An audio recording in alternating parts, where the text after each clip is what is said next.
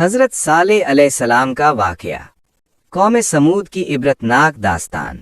بسم اللہ الرحمن الرحیم۔ اسلامی تاریخ میں حضرت صالح علیہ السلام کا واقعہ ہمیں ایمان، صبر، اللہ کی قدرت اور نافرمانی کے انجام کا ایک ایسا سبق دیتا ہے قوم جو سمود قیامت تک انسانوں کے حضرت لیے صالح رہنمائی قوم ہے۔ سمود کی طرف نبی بنا کر بھیجے گئے۔ قوم سمود عرب کے ایک طاقتور اور خوشحال قبیلے کا نام تھا جو حجاز اور شام کے درمیان الحجر کے علاقے میں آباد تھی۔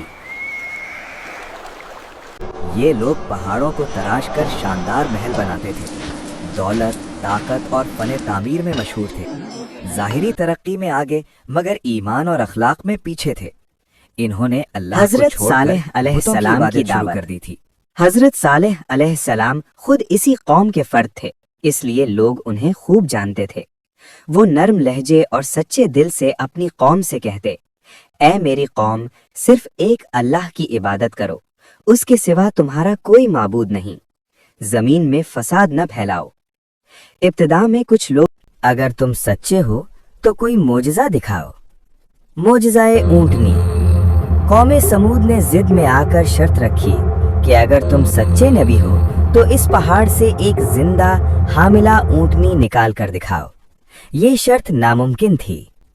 حضرت صالح علیہ السلام نے اللہ سے دعا کی۔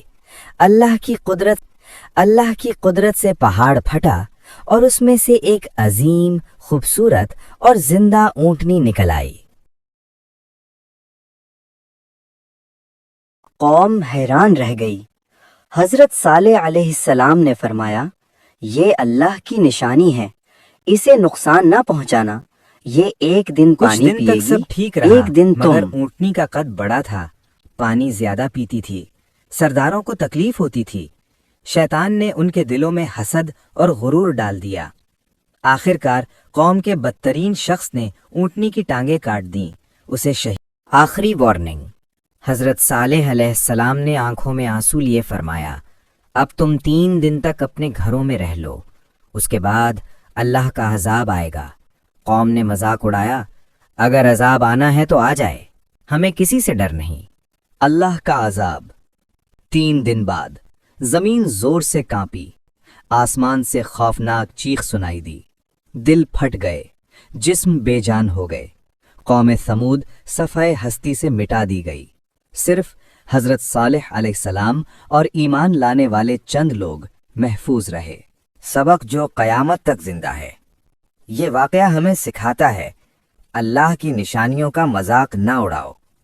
طاقت اور دولت اللہ کے بغیر کچھ نہیں، نبیوں کی نافرمانی ہلاکت ہے، صبر اور ایمان ہی نجات کا راستہ ہے۔ اے اللہ، ہمیں حق پہ چلنے کی توفیق دے اور ہمیں نافرمانی کے انجام سے محفوظ رکھ۔ آمین۔